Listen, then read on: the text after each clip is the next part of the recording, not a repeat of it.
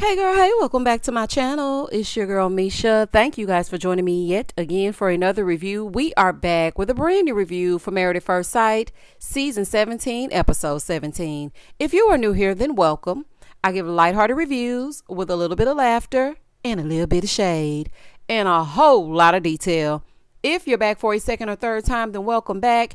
Y'all, please don't hesitate to like, comment, and subscribe to the channel. Share with a friend. Hit that notification bell so that you will be updated each and every time I upload a video. Now, child, let's get into it if we gonna get into it. When the episode first opens up, Emily is at the ER. Brennan is like, there's no concussion, but she is going to have stitches. So he calls Claire and tells the other people that Emily crashed and she had to have stitches. Now, mind you, it is Lauren, Claire, and Austin in Austin's hat sitting at the table. Austin, you sitting there looking spooked. You spoke this into existence. So then Claire asked to speak to her and Emily just broke down. She started crying and I'm like, oh my goodness, Emily is having a horrible time on this show. This is the biggest liability that she has ever experienced. Baby, if this is your first serious relationship, honey, I would be scarred for life. And they could have at least cleaned you up. This is a fool. Chloe and Michael. So they're on their way to the retreat. He's dressed as Michael. And she's like, ooh, I bet they can't wait to see that skirt. Ma'am, please. Ma'am, please. This is not going to work, y'all. It's not going to work. She doesn't like it. Okay, she don't want to see it. She don't want to see them knees out. But she didn't tell Pastor Cal that she didn't like it. Why weren't you honest? I feel like you're going to resent all that skirt wearing. It's going to be a resentful skirt wearing fool. So as they're leaving, she's like, well, let's go get our retreat on and you can get your runway on. So he goes to open the door. Baby, she done emasculated him so good, baby. She said, no. After you, Prince. And baby, let's him walk through it first. I said, Michael, it is the Sahara Desert down there, baby. It is no way. You have really turned her all the way off. And as she was speaking, I'm like, okay, now, Chloe, we get it. It's getting annoying at this point. If it's not what you want, then you don't have to constantly make fun of him. He already went through one situation with this supposed runaway bride, honey, and I'm doing air quotes. Now he has you, and this is just disastrous. Back at the ranch, Becca is in bed with a stomach bug. I ain't never seen somebody so happy to go serve some dry toast with butter in my life. The way Austin bopped in that room, pretending like he's so torn up because I really want to work on the intimacy, but she has this stomach bug, so we can't really work on the intimacy. Maybe we can work on the intimacy after the stomach bug. If you say intimacy one more damn time knowing you ain't gonna do nothing, yeah, right. Truth be told, I wouldn't eat nothing that Austin brings to me. He probably sprinkled a little something in it. Okay, it may be expired. He trying to buy some time and he ain't fooling me. I'm just kidding. But he was happy as hell that her stomach was upset. Emily and Brennan. So they're still at the hospital. She's thanking him for being there. Baby, where else would he be? He just there so he don't get fined. And so the people don't talk about him. Michael and Chloe. So they finally arrive, right? They're there. Everybody's greeting them, hugging. And they sit down. They start talking. Chloe being all fake saying, oh, you know, Michael really touched my soul. And he also touched your pearls. And that's why you don't want nothing to do with him. He touched your soul and your pearls. Lauren is filling them in on what's been going down. She's like, Emily's at the hospital. She has to have stitches. Becca is upstairs. Her stomach is turned. It's just too much. So Austin is also telling them that Becca has a stomach bug. They're like, okay, now that we filled you in, let's all go get ready for dinner because we have a chef coming. So they get all down to dinner, right? They're sitting around the table and they're like, yeah, we were going to do a dress like your spouse night. What spouse? Who in here has a spouse? Raise your hand. Huh? Say what now? Oh, okay. Chloe said, well, that wouldn't have been hard for Michael. Michael has basically been wearing my pearls, so he wouldn't have no issue with that. Michael and Chloe started talking about how nobody is ever prepared for something like this, to be just thrusted into marrying a stranger. Baby, nobody asked you to sign up for this. This is something you have done willingly. This isn't something someone made you do. Lauren goes, well, you know, what I say is just make sure that you give each other grace because you're strangers. So Michael said, well, can I ask how your marriage went? Here go Orion piping up, talking about Lauren and I. Okay. Our marriage lasted 10 days and a lot came up, but I was hoping to come to a common ground, just a common place this weekend. He said, how do you feel about us having that talk, Lauren? Meanwhile, Lauren knows that it's only for the cameras. So, baby, she just over there sipping her wine. He gonna say to her, I would like for you to respond when I speak. No, actually. And let me get you together, Orion. She does not owe you a damn thing. Get lost. It's over. Okay? No need to make a fake amends. So you might as well go and make use of the recreational spaces and be happy that you were even allowed on the premises. Because if you only lasted 10 days, you should have been treated just like Alyssa, and we should have never seen you again. Okay? You're getting annoying. No, you know what? You are annoying. Clearly, she isn't interested in your little performative piece. So let go. Okay? Nobody wants to be in your telenovela. Moving forward. Emily and Brennan. So he's asking her if she wants to go home or back to the retreat. Child, he was hoping she would stay home so he could go back to their retreat alone to break the news. I'm going to go back and I'm going to let him know what's going on. Baby, these men are so see-through. I see right through y'all. I see right through you. Back at the retreat, they're playing a game. So the game is like a guess who. They pick out this description of a person and you have to guess who it is. One of them said, I open mouth kissed a donkey. And it was Austin. So you mean to tell me that you can give the donkey some action, but not Becca? Okay, Becca, I'm speaking directly to you, honey. Just get out now. Because he is more into Eeyore than he is you. And that don't make no damn sense. Okay? That don't make no sense. Baby, don't try again. Do not pass go. Do not collect $200. Austin doesn't want it, Becca. He does not want it. I don't know how many weeks I have to tell you this. It ain't gonna happen, Captain. Chloe pulls out one about her spilling a Jaeger bomb at an NSYNC party. And child, not Chloe wanting us to know she was hanging out with NSYNC back in the day. Girl, goodbye. In the next scene, Orion comes in to try to talk to Lauren. Now, in this scene, Lauren was just sitting minding her business. And then here comes Orion tapping her on the shoulder, talking about, can I get your ear for a moment? And it reminded me of what I said that he would do. And the reason why I told Lauren last review to lock her bedroom door, because he would be sitting at the foot of her bed trying to have a conversation. And I could not help but cackle so loud when he tiptoed into that room and asked Lauren for a conversation. I was like, I knew it. I knew he was one of those. Here he go talking about, what happened to Emily made me realize what's important. What happened to Emily exactly?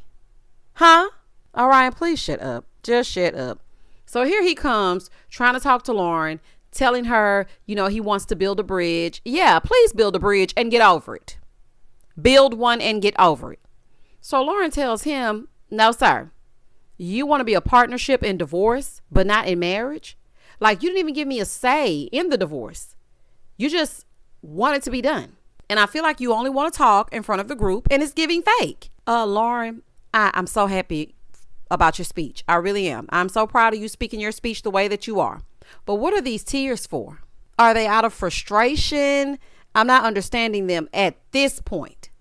Now, he did apologize, but I ain't buying it. Lauren is saying that, she's battling her heart and her head.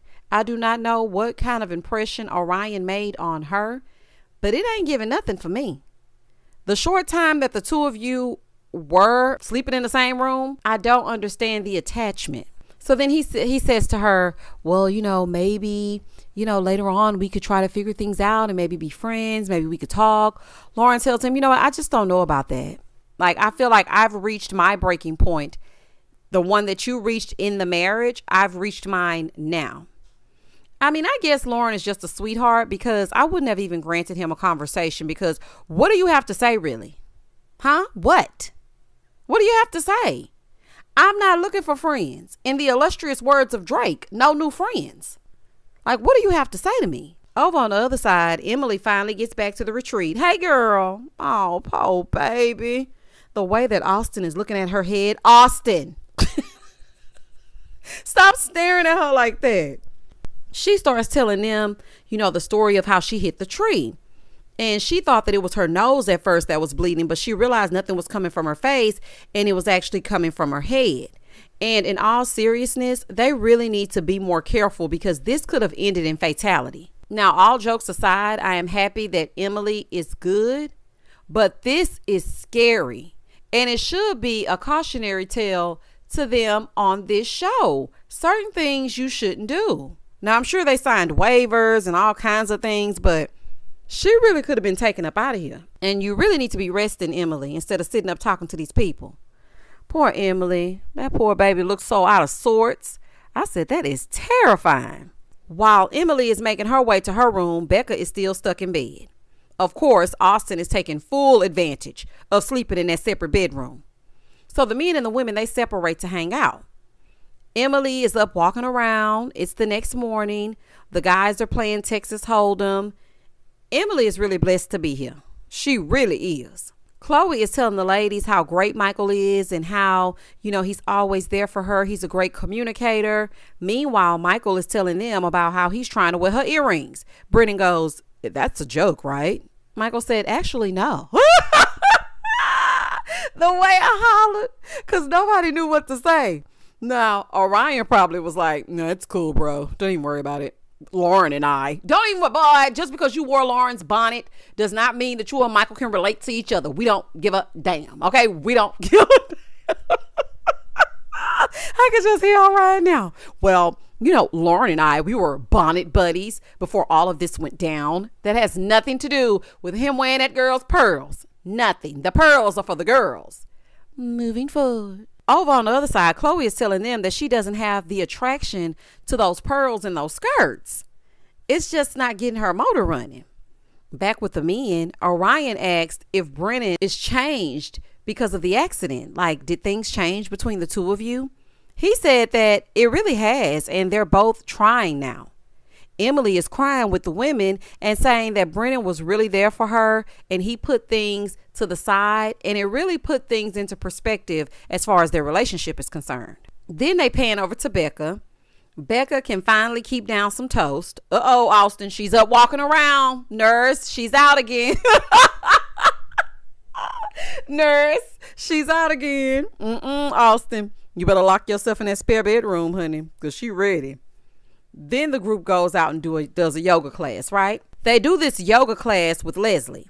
So they're going to open up their throat chakras. I don't think some of them need to be opening up any more throat chakras than they already got. Okay?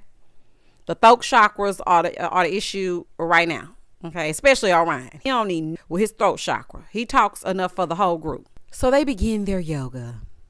Close your eyes. Downward facing dog. All of that. The instructor asked them how they can show compassion.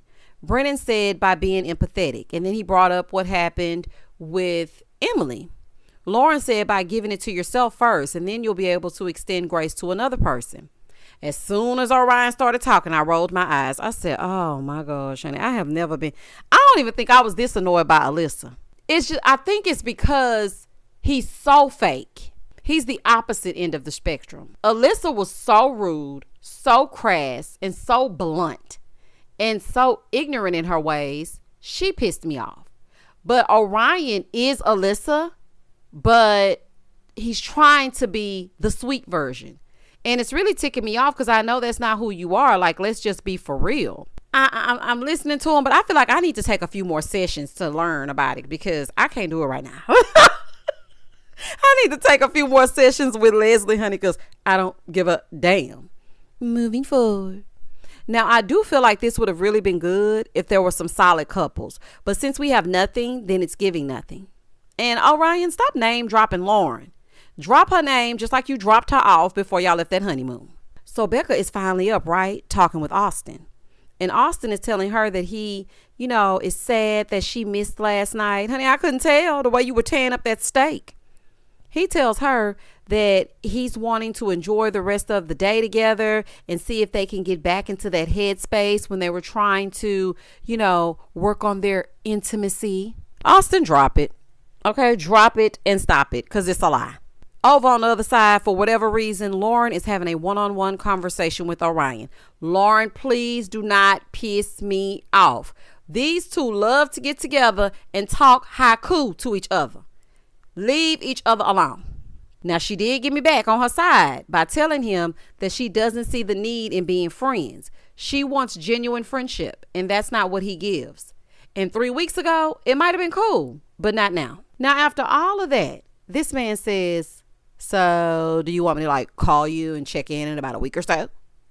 Oh my gosh. No, she doesn't.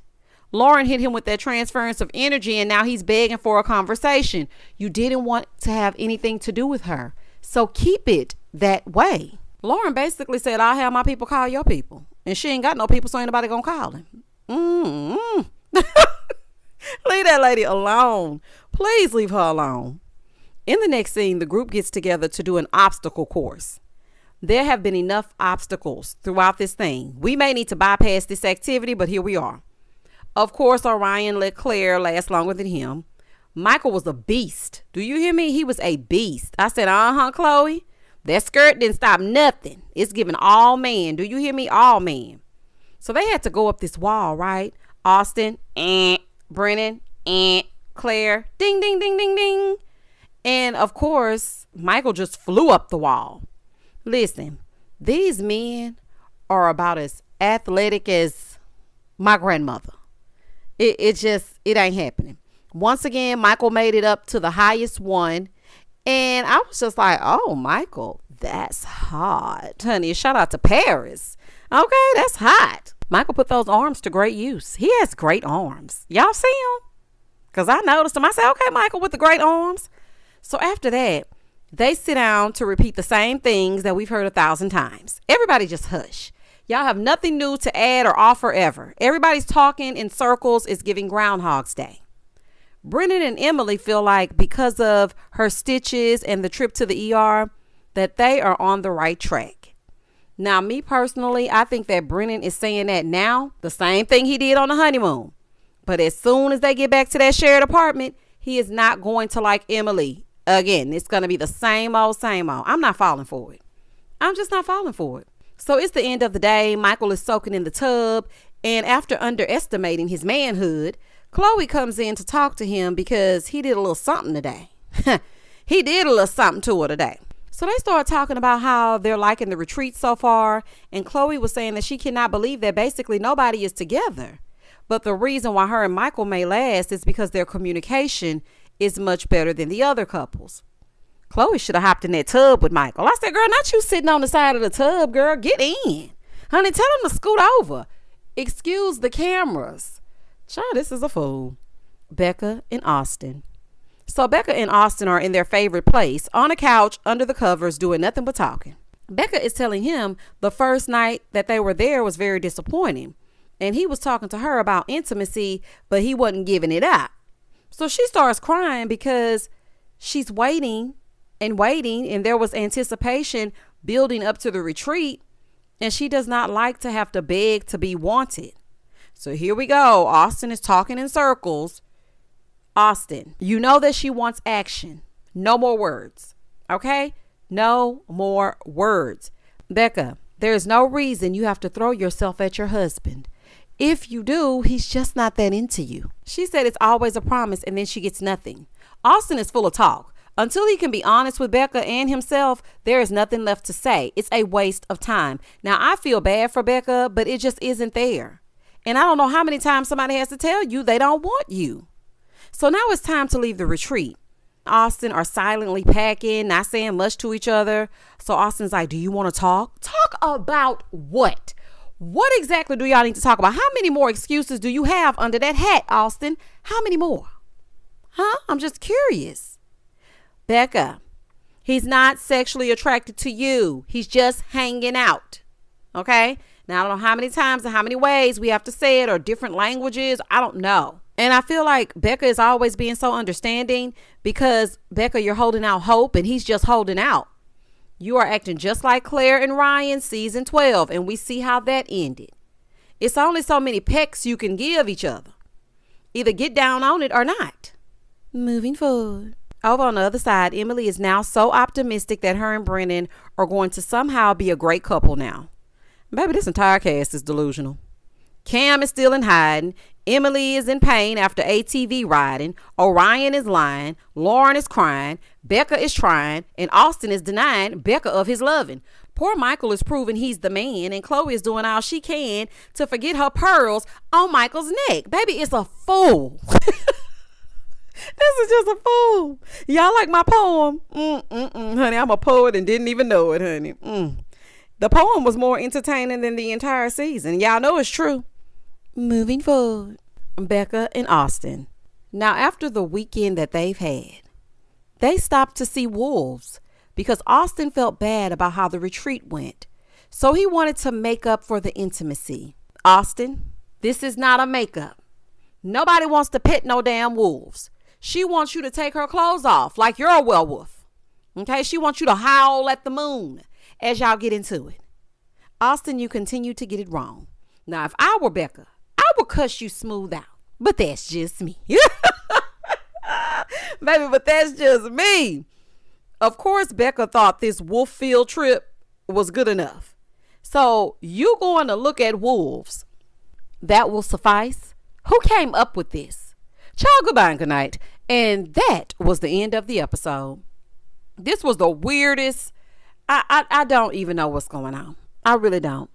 Austin will throw Becca literally to the wolves so that he does not have to get intimate. Orion will not stop talking. Lauren will not stop crying. Emily thinks that now that she's fallen and couldn't get up, that her and Brennan have a new marriage. Things are anew. Not realizing as soon as she gets to that shared apartment, the old Brennan will rear his ugly head. Michael, stay out of Chloe's closet. She doesn't like it. Chloe, be honest, honey. You don't give a damn. Y'all comment down below and let me know exactly what you thought about this episode. If you watched it, happy Valentine's Day. Or if you're watching this on a Thursday morning, I hope you had a great one. And I hope that you were surrounded by love or you loved on yourself. Please don't hesitate to like, comment, and subscribe to the channel. And as always, stay safe, stay blessed, spread love, not germs. Peace.